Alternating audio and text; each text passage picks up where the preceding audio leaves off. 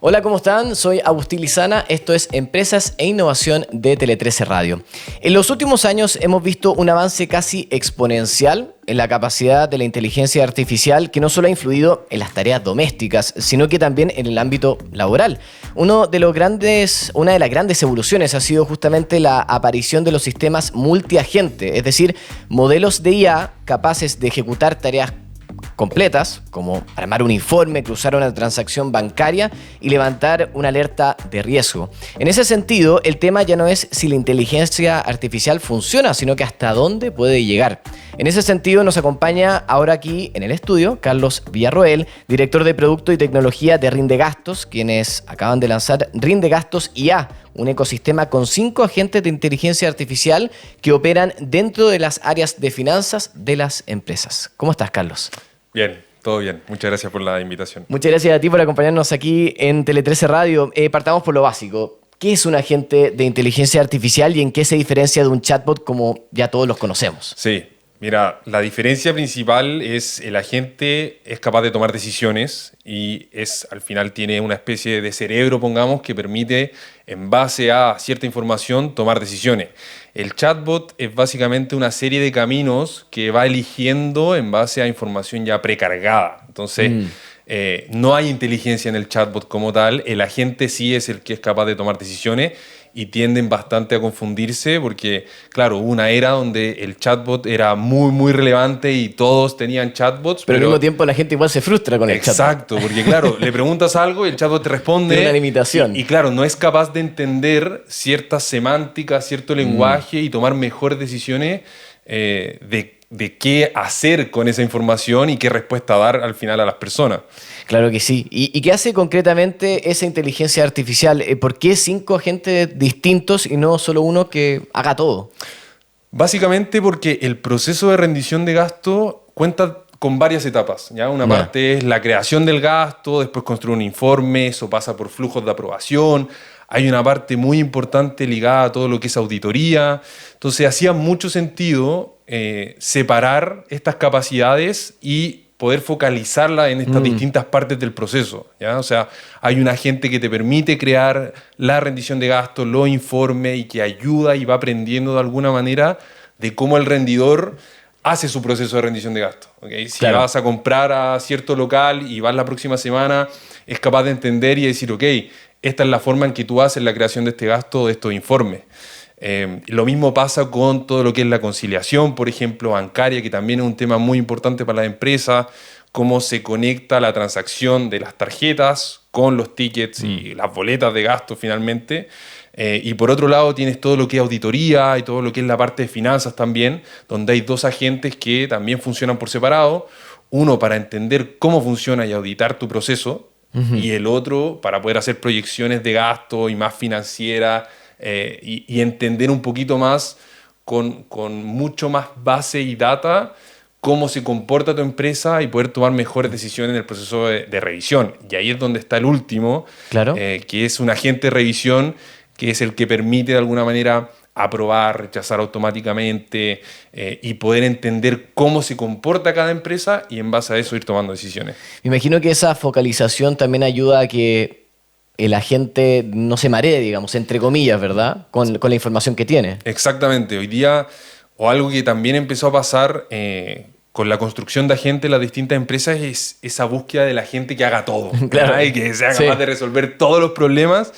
Y el foco tiene que ser un poco distinto. Mientras más focalizado sea la gente y darle y puedas manejar mejor ese contexto, mucho mejor se va a comportar. Entonces, lo que hicimos en Rindegastos al final fue rayarle la cancha a esa gente y decirle, ok, tú puedes jugar en todo este espacio, pero no te puedes salir de este espacio porque ese otro espacio le pertenece a otro agente. Esa es un poco la analogía. Claro. ¿Y esta inteligencia artificial puede aprobar o rechazar un gasto por su cuenta? Y si es así, ¿dónde queda la persona en ese proceso? Sí, exactamente. La gracia es que puede aprobar y rechazar en base siempre al comportamiento de la empresa. O sea, el agente va aprendiendo de cómo la empresa durante años y en el tiempo ha ido aprobando y rechazando gastos y es capaz de tomar decisiones en base a eso, pero un agente nunca pasa por encima de una decisión de una persona. Y ahí es donde está el complemento más importante y lo que estamos intentando buscar en Rindegastos a la hora de implementar inteligencia artificial es que sea un apoyo para las personas y no venga a ser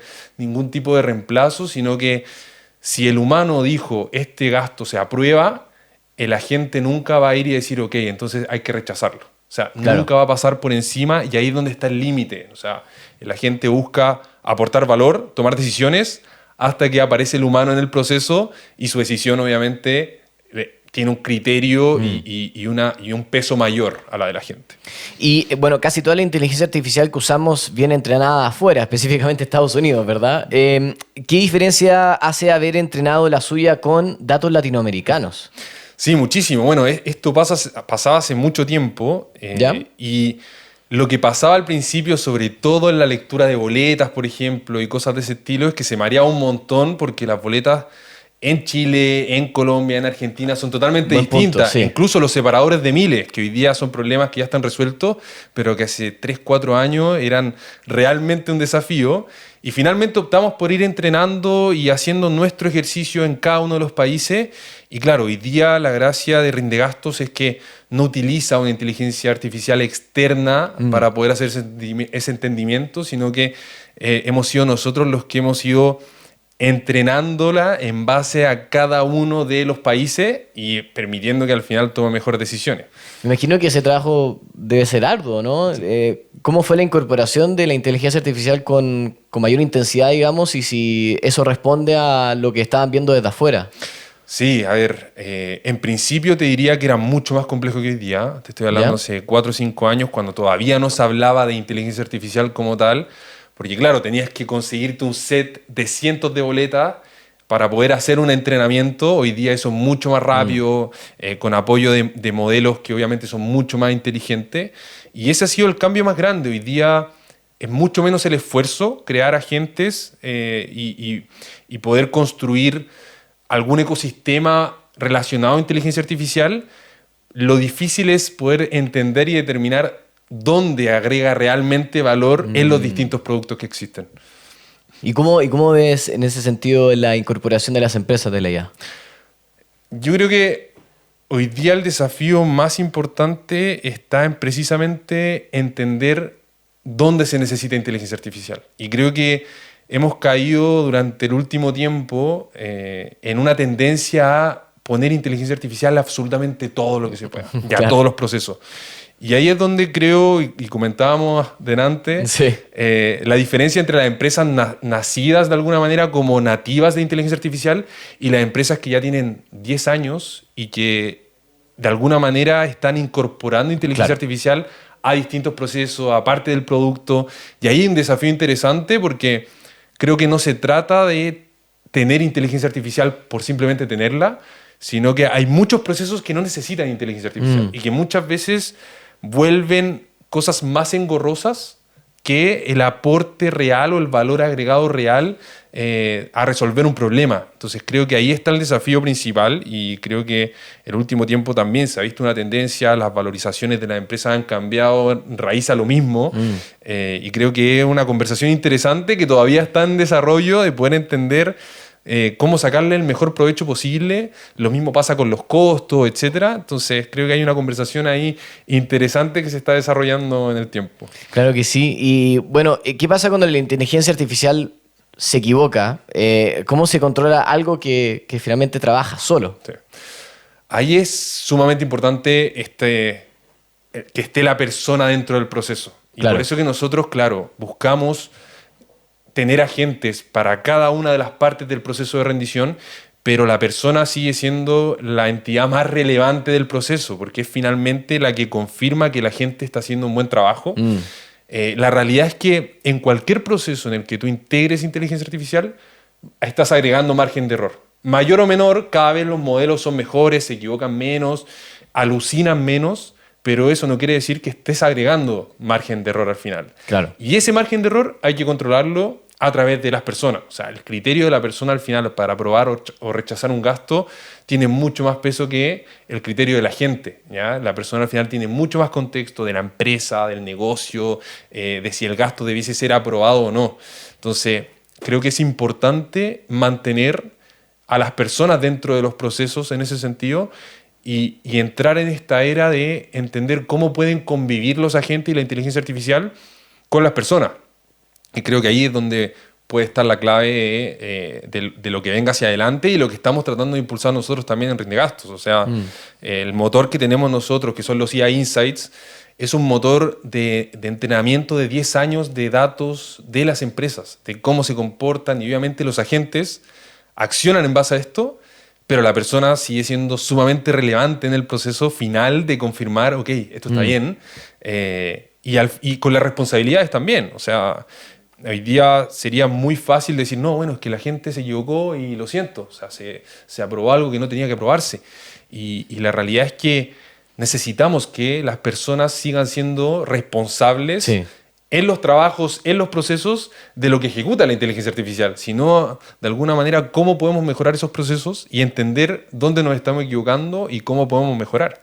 Y a propósito de la importancia del factor humano, digamos, en estos procesos y los avances de la inteligencia artificial, han salido muchas declaraciones también de personas que están vinculadas a la industria. Ayer salió un manifiesto de Mark Zuckerberg, el CEO, ¿verdad?, de Meta, que planteaba la idea de, apuntaba a la idea de un código abierto, ¿verdad?, que permita una mayor transparencia y un mayor acceso a la gente a estos modelos de inteligencia artificial.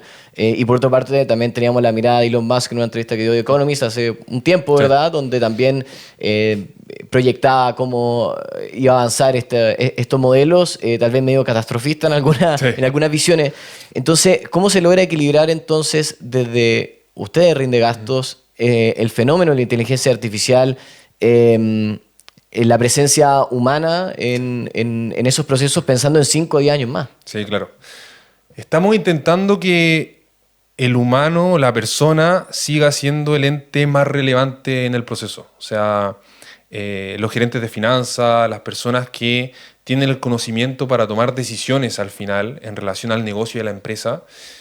Todavía no existe un agente capaz de tener el contexto completo de una empresa para tomar una decisión y decir, sí, este gasto se justifica independiente de los montos, independiente de esto, de lo otro.